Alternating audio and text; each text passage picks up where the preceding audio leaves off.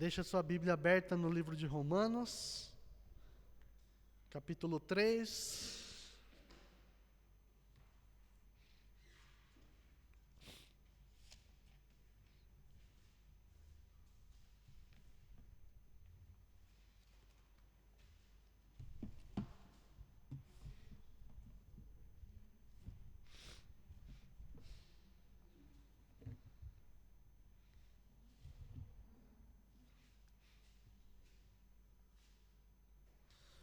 Romanos, capítulo 3, por gentileza, vamos fazer a leitura do versículo 9. Romanos, capítulo 3, a partir do versículo 9, que diz o seguinte: Que concluiremos então? Estamos em posição de vantagem? Não. Já demonstramos que tanto os judeus quanto os gentios estão debaixo do pecado. Como está escrito, não há nenhum justo, nenhum sequer. Não há ninguém que entenda, ninguém que busque a Deus. Todos se desviaram, tornaram-se juntamente inúteis. Não há ninguém que faça o bem, não há nenhum sequer. Suas gargantas são um túmulo aberto, com suas línguas enganam. Veneno de serpente está em seus lábios.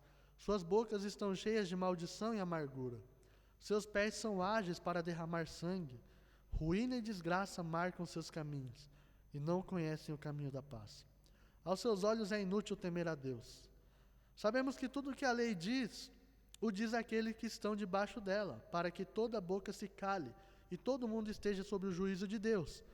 Portanto, ninguém será declarado justo diante dele, baseando-se na obediência à lei, pois é mediante a lei que nos tornamos plenamente conscientes do pecado.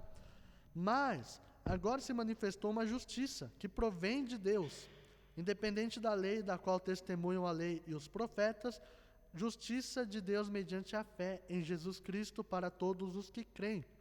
Não há distinção, pois todos pecaram e estão destituídos da glória de Deus, sendo justificados gratuitamente por sua graça, por meio da redenção que há em Cristo Jesus. Deus ofereceu como sacrifício para propiciação mediante a fé pelo seu sangue, demonstrando a sua justiça.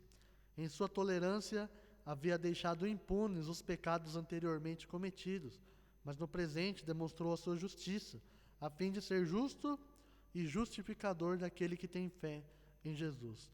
Onde está então o motivo de vanglória? É excluído. Baseado em que princípio? No da obediência à lei? Não, mas no princípio da fé. Pois sustentamos que o homem é justificado pela fé, independente da obediência à lei. Deus é Deus apenas dos judeus? Ele não é também o Deus dos gentios? Sim, dos gentios também, visto que existe um só Deus que pela fé justificará os circuncisos e os incircuncisos. Anulamos então a lei pela fé? De maneira nenhuma. Ao contrário, confirmamos a lei. Estamos aí num propósito de estudarmos a carta de Paulo aos Romanos, e a gente deu uma meditada no capítulo 1, todo o capítulo 1 da carta, e eu confesso para vocês que eu estava meditando no capítulo 2 e eu não me senti muito à vontade de falar muito a respeito do capítulo 2, porque o capítulo 1 fala sobre a justiça de Deus mediante a fé, fala que o Evangelho é apresentado como o poder de Deus para a salvação de todos os que creem, e que nos é apresentada uma nova vida, porque o justo viverá pela fé. E aí, seguindo a partir do versículo 18 do capítulo 1, fala sobre a ira de Deus sobre a humanidade, fala sobre a questão de nós sermos destinados à ira de Deus, sobre a perdição que nos é dada por causa do pecado. Fala sobre as consequências que o pecado trouxe a toda a humanidade. E isso se diz na questão espiritual, na questão moral, na questão ética, na questão do nosso comportamento, em todas as áreas da nossa vida, a maneira como o pecado nos trouxe condenação. E aí, olhando para o capítulo 2, Paulo ele fala novamente sobre a questão da justiça de Deus, sobre o seu justo juízo. Fala sobre a questão de como seremos julgados. em que nós não devemos julgar as pessoas, porque se nós julgamos, nós também julgamos a nós mesmos. Do que adianta a gente falar da vida dos outros, se nós também cometemos o mesmo erro? Então está dizendo que a justiça, o juízo é feito por Deus, e dizendo que será baseado na lei. E aí a segunda parte do capítulo 2 fala sobre a questão dos judeus, do povo ser escolhido por Deus a primórdios, que era a nação de Israel. E contudo a nação de Israel tinha motivos de vanglória. Por quê? Pela obediência à lei. E aí Paulo vai discorrendo sobre essa questão da lei e fé no final do capítulo 2 e no início do capítulo 3, e é por isso que nós começamos o texto hoje no versículo 9.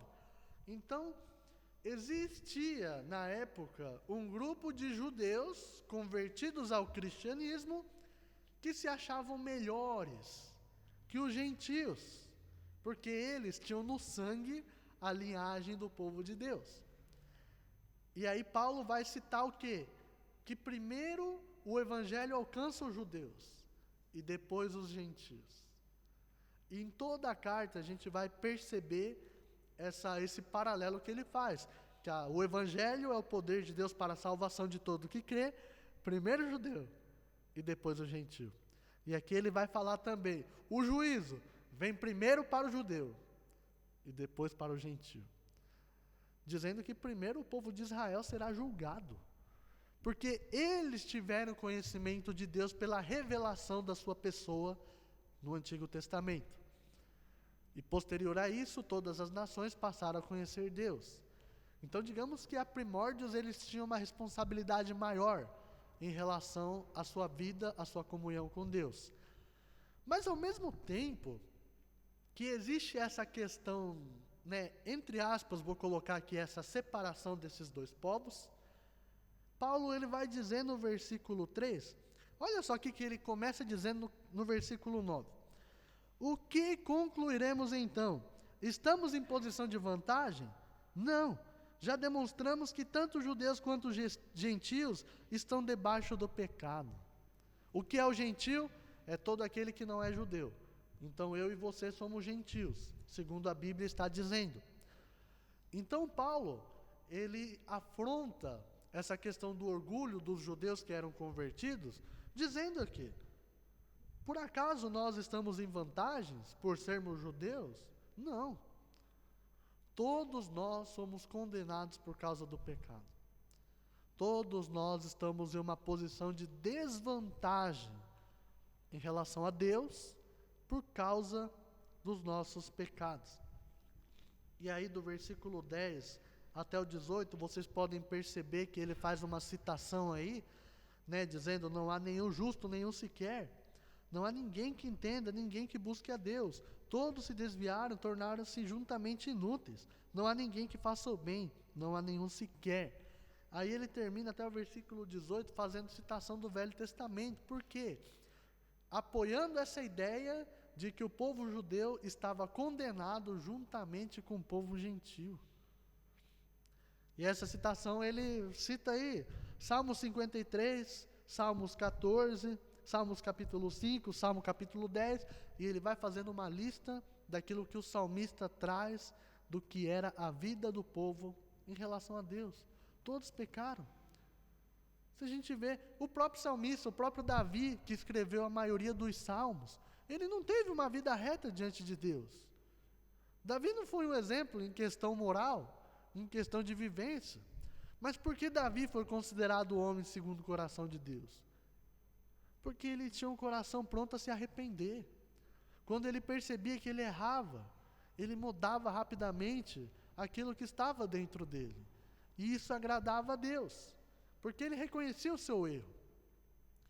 E aí nós temos aqui o que o apóstolo Paulo nos deixa em relação de que não há diferença, do povo querer se orgulhar porque uma parte era circuncidado, por exemplo, e aí os gentios estavam naquele negócio, mas então eu preciso ser circuncidado para obedecer a lei?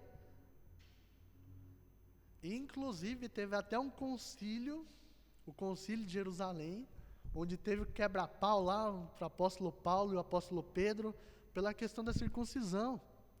Para vocês verem até onde foi levado essa discussão sobre a lei e a fé. E nós temos aí os ensinamentos deixados para nós. Porque nós muitas vezes olhamos para as Escrituras e nós não buscamos entender o que de fato ela nos diz. E aí Paulo vai dizer que não é que ele está dizendo que a lei de Deus, os 10 mandamentos mais precisamente, eles são anulados por causa da fé. Nós vemos já desde o começo, eu vou bater muito nessa tecla. Porque, se não me engano, até o capítulo 5 ou 6 de Romanos, o apóstolo Paulo vai falar sobre a questão de lei e de fé, de que nós somos justificados pela fé e não pela obediência à lei. E olha só o que ele diz no versículo 19. Sabemos que tudo que a lei diz, o diz àqueles que estão debaixo dela, para que toda a boca se cale e todo mundo esteja sob o juízo de Deus. Portanto, ninguém será declarado justo diante dele, baseando-se na obediência à lei, pois é mediante a lei que nos tornamos plenamente conscientes do pecado.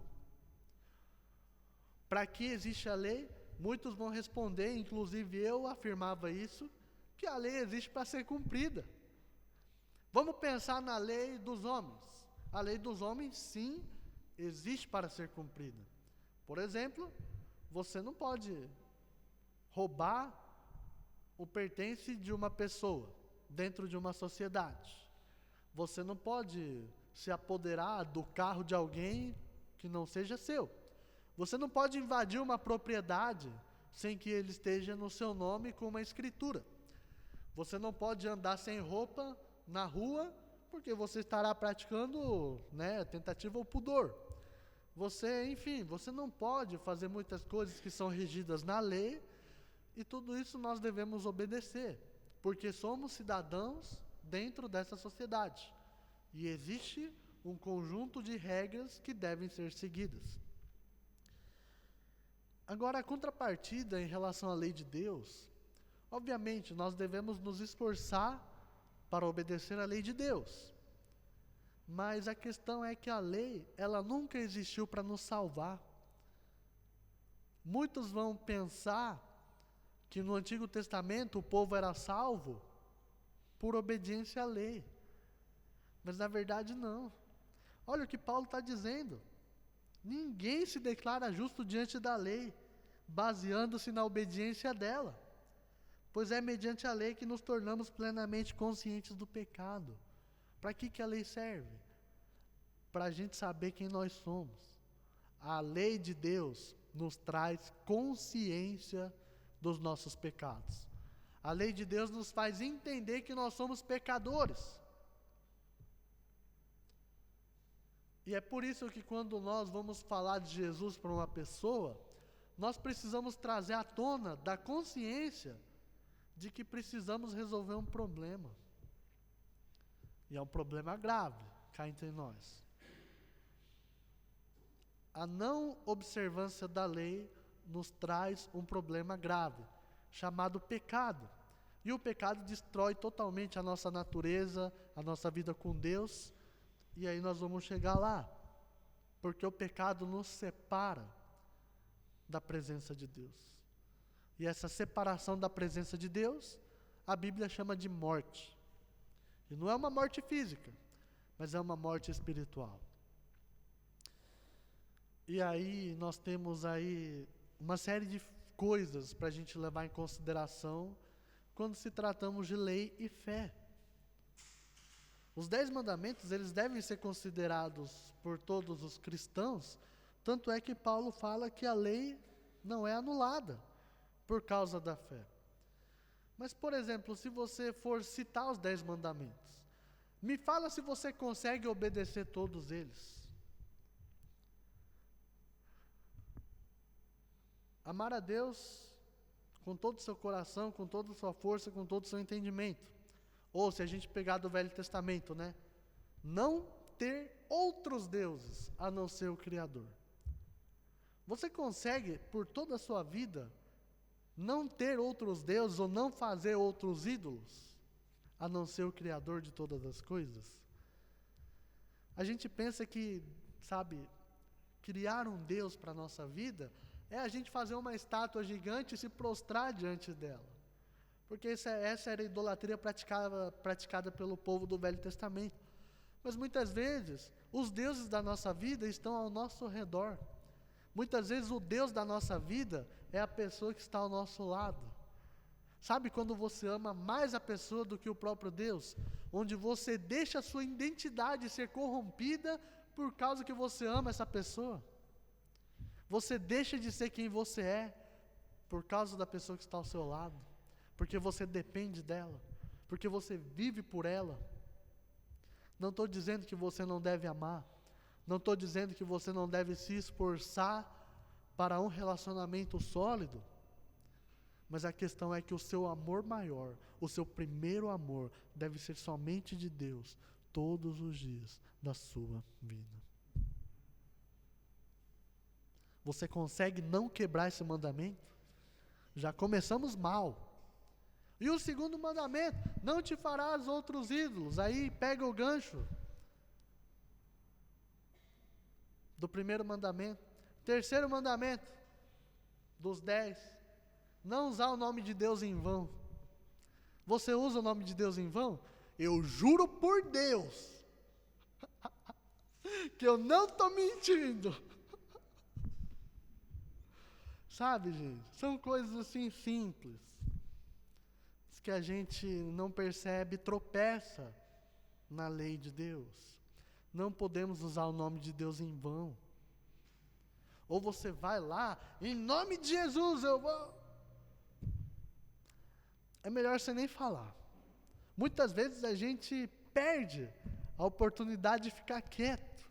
E a gente gosta de usar a nossa boca para falar um monte de coisa, um monte de besteira, só besteira, né? E usamos o nome de Deus em vão. Guardar os sábados. Não vou falar de cada lei, né? Mas, gente, vamos falar do sábado. Muito importante isso. A questão do sábado não está em relação ao dia. Isso era usado no Velho Testamento, mas quando Jesus veio, ele não veio para anular aquilo que estava escrito, mas o princípio do sábado, ele está baseado não no fator dia, mas no fator descanso. O sábado que vem do sabá, do descanso. Como você tem tirado o seu descanso para você dedicar o seu dia totalmente a Deus, exclusivamente a Deus? É o que a gente está fazendo aqui hoje. Talvez você poderia estar trabalhando em algum projeto da sua vida, você poderia estar adiantando algum serviço que você deixou passar durante a semana, você poderia estar arrumando algum cano que quebrou na sua casa, você poderia estar dormindo sem fazer nada, você poderia estar dando atenção à sua família, né? Vem aquele conglomerado de pessoas lá, aí você tem que preparar tudo, deixar largar tudo para ficar ali, mas não, você está aqui. Esse é o princípio que agrada a Deus. Mas não é somente igreja, não. O descanso para usar em benefício da outra pessoa. Você pode abrir mão de tudo para você fazer uma visita. Quando foi a última vez que você visitou alguém? Sabe, você abrir mão da sua agenda.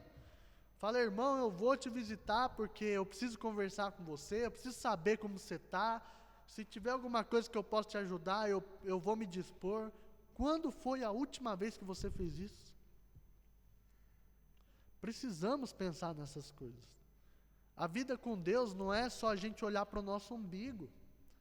Mas quando falamos de usar o nosso dia em benefício dos outros para servir e glorificar o nome de Deus, está justamente em servir a nossa comunidade. Você falar, meu irmão, vem aqui em casa, vem almoçar em casa. Não precisa você ter o trabalho de você cozinhar, não precisa você comprar nada não. Vem aqui em casa, tem, né, uma panela de arroz cheia, a gente bota mais água no feijão, vem aqui, para a gente ter comunhão. Sabe, são pequenas coisas que a gente pode fazer, mas a gente não abre mão de nós mesmos. Nos tornamos egoístas. nos tornamos vaidosos, nos tornamos avarentos. E não queremos dar glórias ao nosso Deus. É o que o Paulo disse no capítulo 1. Trocaram a glória do Deus imortal e invisível e não glorificaram como Deus. É isso que nós fazemos. E eu estou só no 4º mandamento, hein? Não falei nem a metade ainda. Vocês estão vendo a gravidade do problema que nós temos em relação ao pecado? Do quanto nós transgredimos a lei. E mesmo que nós pratiquemos 9 dos mandamentos, 9 dos 10, nós vamos chegar lá, se não me engano, no capítulo 4 ou no capítulo 5 de Romanos, Paulo vai dizer que quando nós tropeçamos em um, nós tropeçamos em todos. Se você deixa de cumprir um dos mandamentos, você deixa de cumprir os 10. Mas então é impossível eu cumprir os mandamentos. E é por isso que Paulo vai dizer que a lei não salva. Por isso que Paulo vai dizer que a lei traz consciência dos nossos pecados. E por que eu vou bater nessa tecla sempre? Gente, quando nós vamos evangelizar, quando nós vamos falar de Jesus para a pessoa, você não vai chegar para a pessoa e falar: ai, Deus te ama, Jesus te ama, ai, Deus é bom. Sim, Deus te ama, Jesus te ama, Deus é bom. Mas, olha só, você vai falar, você precisa de salvação. A pessoa vai fazer a cara amarela, vai falar: para que eu preciso ser salvo? E você não sabe dizer por quê. Me diz você, por que você foi salvo? Semana que vem a galera vai batizar aqui. E eles, eu tenho certeza que sabem por que estão batizando. Mas e nós que já estamos há algum tempo na igreja, que já batizamos há muito tempo atrás? Nós temos consciência disso? O nosso problema é que à medida do tempo, a gente imagina que a gente vai ficando bom diante de Deus. Não, mas eu aprendi mais a Bíblia, eu vou com mais frequência na igreja, né? Eu sirvo a Deus assim, eu empresto o meu carro para o irmão para ele usar, para ele viajar para servir a Deus, eu dizimo, eu oferto, sabe? E a gente pensa que a gente vai ficando bom diante de Deus, mas não é essa a verdade. Nós temos que entender que quanto mais conhecemos a palavra, que quanto mais nós vivemos em comunhão com Deus, a consciência que tem que estar em nós é que mais miseráveis nós somos. E que nada do que a gente faça vai chamar a atenção de Deus. Nada do que a gente faça vai nos tornar bons diante de Deus. Nada. E aí você vai evangelizar uma pessoa, o que você precisa fazer? Você precisa apresentar a lei. Você não precisa pegar a Bíblia e incitar os 10 mandamentos. Não precisa. Mas você precisa levar a pessoa a entender que o pecado nos destrói. Você imagina uma operação policial. Chega lá, aqueles camburão, chega a barra pesada ali e bate na tua porta 6 horas da manhã. Aí o policial vai falar para você: você está preso. O que você vai fazer? Você vai resmungar. Mas preso por quê? O que eu fiz? Eu sou um cidadão de bem, eu pago meus impostos, eu não transgredi a lei, não fiz nada. E essa é a reação que todo mundo tem quando você fala para a pessoa: você precisa de Deus, você precisa ler a Bíblia, você precisa ir para a igreja. A pessoa vai resmungar, vai falar: mas para quê? Para que eu preciso disso? Eu não preciso disso, eu estou bem, eu estou muito bem. Eu tenho esse probleminha assim, mas eu não faço nada de errado. Eu não roubo, não mato, não minto. Mentir é difícil, né? Mas os mais graves, né? São essas coisas. Agora, olha a diferença quando o policial chega. Meu caro, eu tenho um mandato de prisão aqui, porque você fez isso, você fez tal coisa, e vai incitando uma lista de coisas que você fez, que são provas de que você deve ser preso. Aí a pessoa vai falar: eu realmente fiz isso. Me leva. E a nossa vida com Deus é a mesma coisa. Quando você vai falar para a pessoa, você fala: você sabia que para Deus uma mentirinha é a mesma coisa que um mentirão? E o fato de você mentir, ele é tão grave quanto você assassinar alguém. Já parou para pensar nisso? O fato de você fazer uma simples fofoca que prejudica o seu irmão é tão grave quanto você fazer ídolos no seu coração. O fato de você só usar uma palavrinha, usando o nome de Deus em vão, é tão grave quanto você adulterar. Ah, mas eu não traio minha esposa, meu marido. Mas Jesus vai falar que o adultério ele vem do coração. O simples fato de você olhar para a pessoa e você sentir desejo dentro de você em relação a ela, você já está cometendo adultério no seu coração. Não é que você adulterou com a pessoa, mas você idealizou, aquilo está enraizado no seu coração e é adultério contra o seu próprio coração. Então, gente, a gente não tem para onde correr. Aí o cara que nunca ouviu falar de Deus, aí você vai falar que ele precisa de salvação por causa disso, por causa disso, por causa disso. Aí o cara cai em si, vai falar: gente, eu nunca ouvi falar disso. Eu realmente preciso de salvação. E é aí que Deus vai operar o milagre. Mas não é a gente, sabe, chegar desse jeito que é. A gente, para conversar com as pessoas, não dá nem um sorriso. Você tem o costume de cumprimentar as pessoas que você vê na rua? Bom dia, boa tarde, tenha um bom serviço. A pessoa que te serve no caixa, a pessoa está ali desacreditada da vida, no caixa do supermercado, falando que isso aqui é o pior lugar do mundo. Eu estou aqui num domingo, meio-dia, fazendo pi, no débito, no crédito, no dinheiro. Aí você chega e fala: Deus te abençoe. Sabe, são coisas que a gente precisa. Nós somos filhos de Deus. Nós somos chamados a ser luz nesse mundo. E precisamos mudar. Vou sair um pouco da minha rota, mas vamos voltar, para a gente poder encerrar. E aí Paulo vai dizer sobre a questão do pecado que nos separa. Versículo 21. Mas agora se manifestou uma justiça que provém de Deus, independente da lei, da qual testemunham a lei e os profetas. Justiça de Deus mediante a fé em Jesus Cristo para todos os que creem. Não há distinção, pois todos pecaram e estão destituídos da glória de Deus, sendo justificados gratuitamente por sua graça, por meio da redenção que há em Cristo Jesus. Então todos nós estamos condenados por causa do pecado. Mas ao mesmo tempo, ele apresenta que nós somos justificados gratuitamente por sua graça, por meio da redenção que há em Cristo Jesus.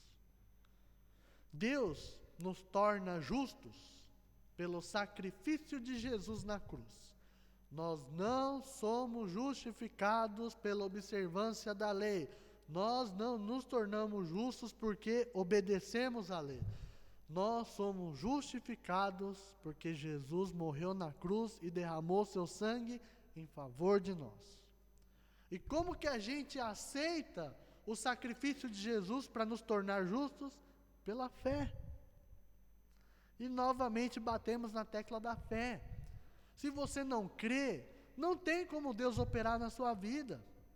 A gente não tem que acreditar somente que Deus existe, mas no nosso coração precisamos crer que Jesus morreu pelos nossos pecados.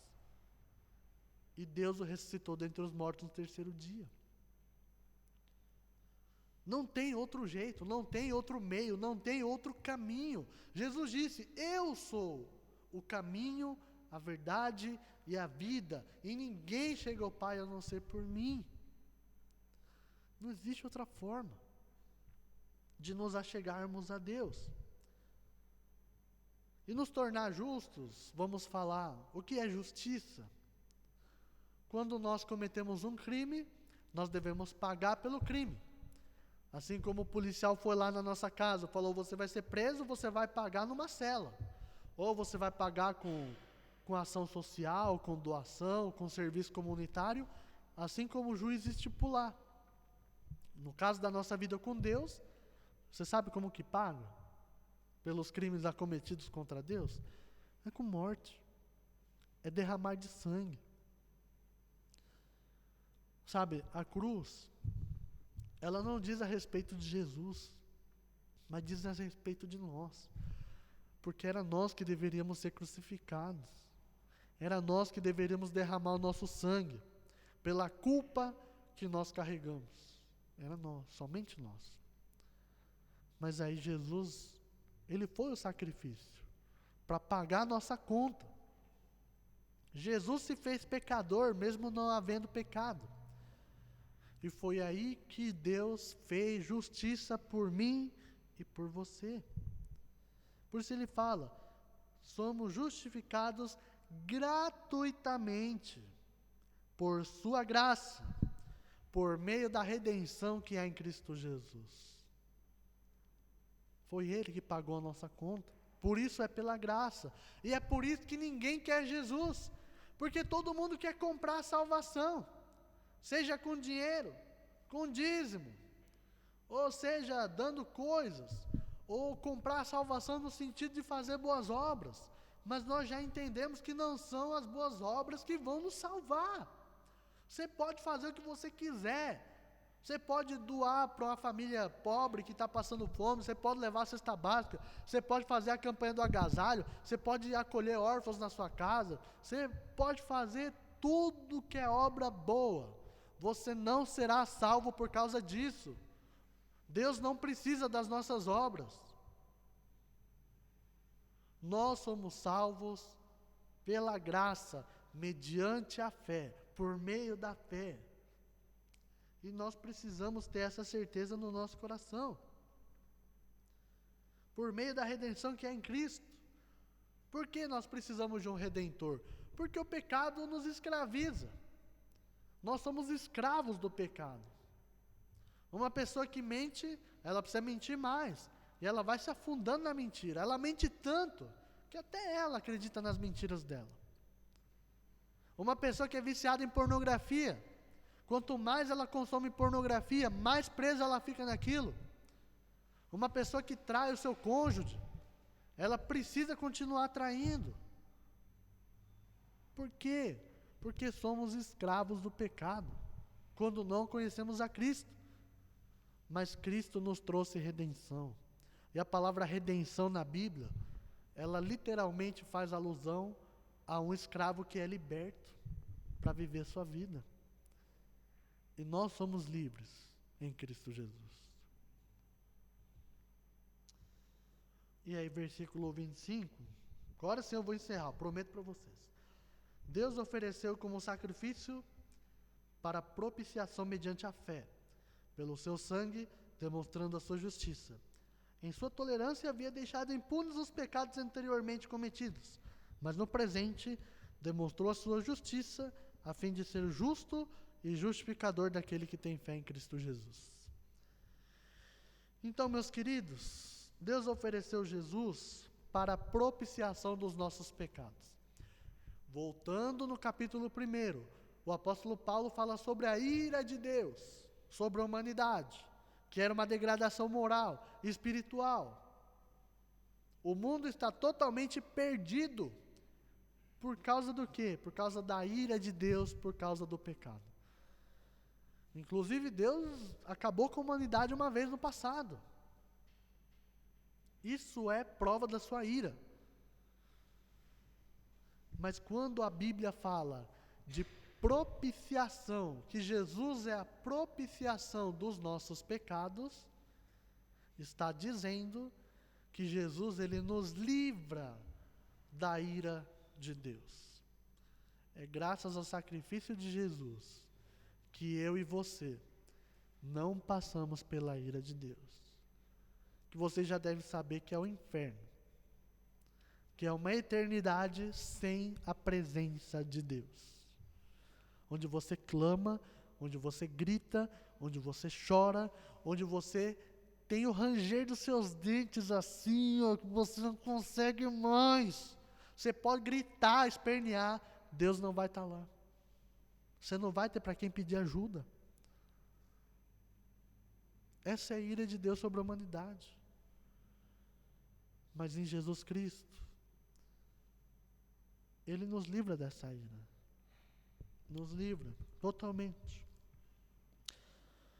E aí Paulo termina esse parágrafo dizendo que mediante a fé nós somos propiciados por Jesus Cristo, pelo seu sangue derramado, demonstrando sua justiça. Em sua tolerância, olha só, em sua tolerância havia deixado impunes os pecados cometidos anteriormente, mas no presente demonstrou sua justiça. Deus, Ele tolerou todo o pecado da humanidade até a vinda de Jesus. Se a gente olhar para o Velho Testamento, mesmo Deus sendo assim, a gente pensa que Deus era mais duro no Velho Testamento, e vamos ser bem sinceros, Deus fulminava as pessoas. Deus fazia chover fogo, matava todo mundo mesmo, não tinha dó não. As pessoas que não tinham salvação. E Paulo está dizendo, mesmo com tudo isso, está dizendo que Deus deixou impune os pecados anteriormente cometidos. Está dizendo que Ele nos perdoa por todos os nossos passados, nos nossos pecados do passado. E hoje, no presente, Ele demonstra a sua justiça. O que você vai fazer com tudo isso? Você vai continuar na vida que você estava? Vai continuar fazendo tudo errado, insistindo naquilo que não agrada a Deus? Ou você vai agarrar essas bênçãos que Deus deu para nós, por meio do seu Filho? Salvação não é quando a gente morrer. A salvação é hoje. Salvação é aqui na terra. Salvação é todo dia. A salvação, sabe como você vê? Quando você abre os olhos. Quando você sabe que você ainda está vivo. Que você tem ar para respirar. A salvação é você ter esse senso, essa sensibilidade que Deus está cuidando de você. A nossa salvação é o tempo todo. E precisamos permanecer. Precisamos perseverar. Precisamos fazer a nossa parte. E aí Paulo termina dizendo no último parágrafo, eu falei tudo isso, e eu pergunto para vocês como Paulo perguntou aqui para os romanos, nós temos motivo de vanglória? Nós temos motivo para nos vangloriar de quem nós somos? Nós temos motivos para falar que nós somos bons? Nós temos motivos para querer achar que nós somos melhor que os outros? Não temos. Somos miseráveis, não somos nada. Aí ele termina dizendo que Deus justificará tanto os circuncisos como os incircuncisos, justificará judeus quanto gentios. Anulamos então a lei por causa da fé? De maneira nenhuma, confirmamos a lei, porque a lei nos mostra que somos pecadores, e a justiça de Deus, ela nos é dada por meio da nossa fé. E aí nós temos o desfecho do problema que nós tínhamos em relação a Deus, que é o pecado. Somos justificados gratuitamente no Filho amado, Jesus Cristo, pela fé. E assim nós somos salvos. Que eu e você possamos ter a consciência de tudo isso. Possamos entender que nada somos, que nós não temos nada a oferecer para Deus. Nós não podemos nos atrever a dizer que somos alguma coisa. Nós somente somos alguém em Jesus Cristo.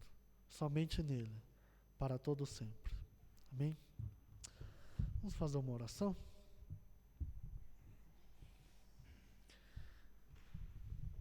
Pai Celestial, nós te damos graça pela porção da Tua palavra. Nós queremos bendizer o Teu santo nome porque o Senhor é bom. E não queremos somente dizer que o Senhor é bom porque as Escrituras nos dizem, mas nós queremos experimentar o quão bom o Senhor é. E pedimos perdão, Pai, porque sabemos que carregamos uma culpa muito grande nas nossas costas. Nós reconhecemos que somos pecadores, Pai. Nós sabemos que nada podemos fazer, Senhor, para poder restaurar nossa vida. Nós não temos motivos de vanglória, porque estamos aqui na igreja, porque servimos ao Senhor, porque damos o nosso dízimo, porque ofertamos, porque ajudamos os necessitados. Nós não temos motivo para nos gloriar, porque tentamos guardar os Teus mandamentos, Pai. Sabemos que estamos perdidos, estamos destinados à Tua ira por causa do pecado. Mas a boa notícia é que Jesus veio. Jesus veio com graça. Jesus veio com a glória dos céus para nos trazer salvação. E Ele foi crucificado, Senhor, pelos nossos pecados, pela nossa mentira, pela nossa vaidade, pela nossa idolatria, por tudo aquilo que nós cometemos contra o Senhor. E Ele se fez pecador por cada um de nós. Te damos graças, Senhor. Te agradecemos, te louvamos, te adoramos, entregamos o nosso ser como cantamos uma oferta viva, Senhor.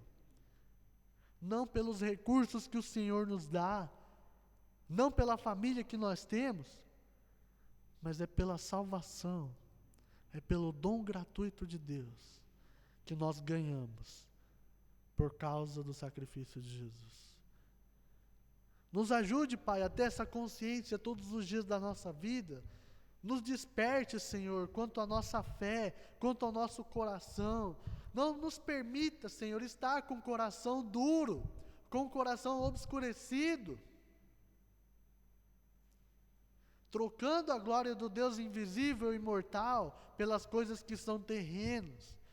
Mas nos ajude, Pai, a continuar a nossa vida de fé, a nossa devoção, a nossa vida de santidade, a nossa vida de piedade, a nossa vida que agrada o Teu coração. Quebra, Pai, todas as barreiras que nós temos para exercitar a nossa fé, mas que possamos usar toda a nossa vida para a honra e glória do Teu santo nome.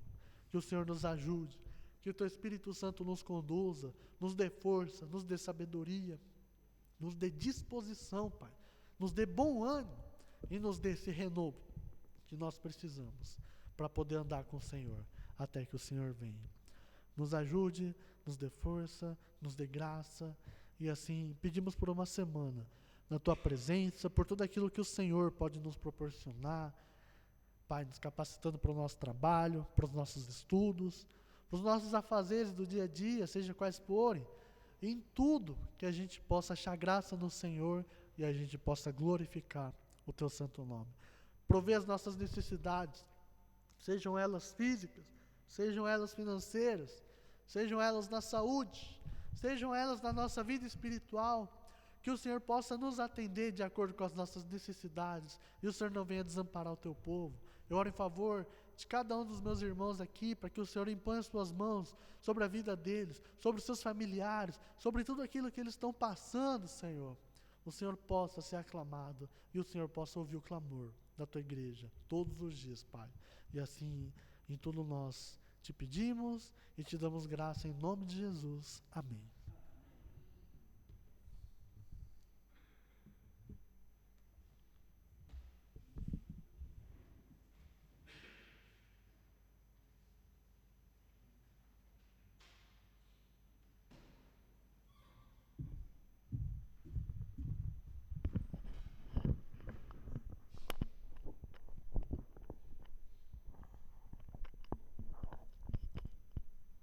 Oramos. Que a graça do nosso Senhor Jesus Cristo, o grande amor do Pai e a comunhão e a consolação do Espírito Santo esteja com você hoje e sempre. Amém e amém. Quero só pedir a todos, você que está aqui presente, você que está em casa nos ouvindo, que você possa estar orando pelo nosso culto da semana que vem. Nós vamos ter um culto especial, é o culto da família, onde nós vamos ter também o batismo de 5 pessoas, que você possa estar orando, para que Deus possa estar guardando a vida de cada uma delas, para que nós possamos, no domingo que vem, como igreja, nós possamos estar nos alegramos assim, com a decisão de cada um deles, para poder estar assim, entregando e consagrando a vida deles, assim, a Deus, de uma forma que diz o mandamento, crê em mim e ser batizado será salvo. Que você realmente possa ter, assim, em espírito, estar orando por cada uma dessas 5 pessoas, né, e também pelas famílias que vão estar presentes. Deus abençoe vocês, tenham um excelente dia de domingo, uma excelente semana, em nome de Jesus. Amém.